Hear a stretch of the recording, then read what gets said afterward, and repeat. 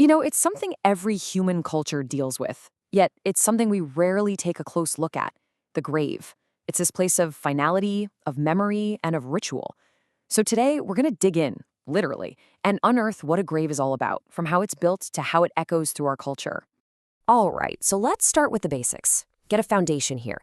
A grave is, simply put, a spot where a body is buried after a funeral, and these are usually in special places like graveyards or cemeteries. But of course, that simple definition, well, it barely scratches the surface of the much deeper story here. So, how is a grave actually made? You might think it's just, digging a hole, but there's a whole formal process to it with some really distinct stages. Let's break down the anatomy of a modern grave and see exactly what goes into creating one of these final resting places. Yeah, it's a lot more structured than you'd probably guess. It all starts with the grave cut. That's the initial excavation. All that dirt that comes out, that's the excavated soil, and they keep it right there because it's going to be used later as the backfill. After the burial itself, a really critical modern piece gets added: the burial vault. Only after that's in place is the grave filled up, and then, eventually, it's topped with a monument. Okay, here's where it gets really interesting. Let's talk about the depth. We all know the phrase 6 feet under, right? Well, get this, that's kind of outdated now. In the United States today, most graves are dug to only about 4 feet deep. So, what changed? Well, the answer is one single thing: the burial vault. It's basically this big, tough concrete box that the casket goes inside of. This one innovation is the entire reason why the classic 6 feet under just isn't the standard anymore.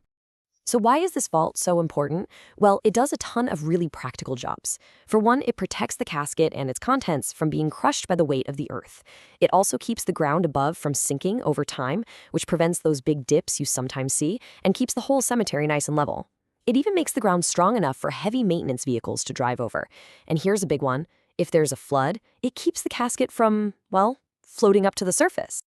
Okay, so now that we get the nuts and bolts of an individual grave, let's zoom out a bit. Where do we put these graves, and how has that evolved over time?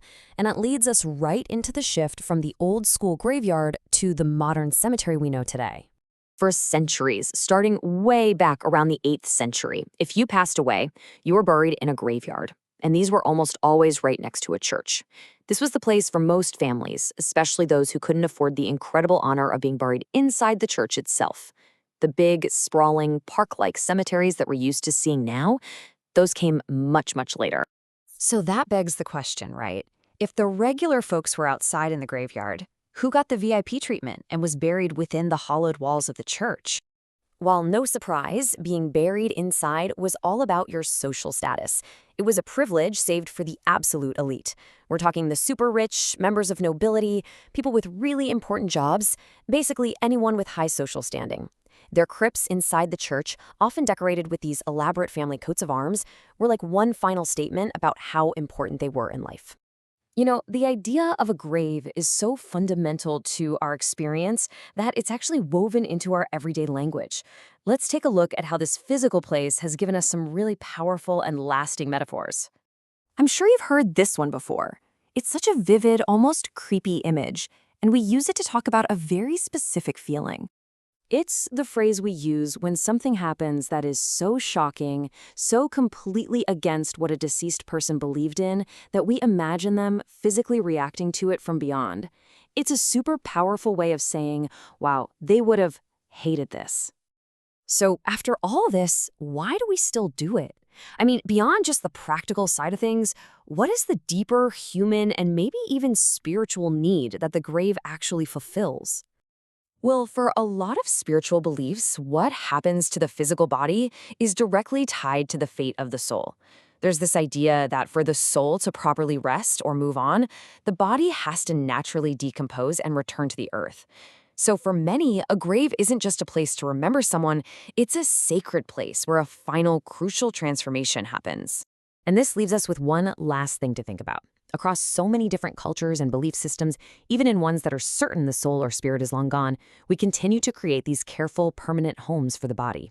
Why do we as humans feel this incredible need to mark a spot, to create a final anchor on Earth? It's a question that really gets to the heart of our connection with memory, with place, and with the legacies we hope to leave behind.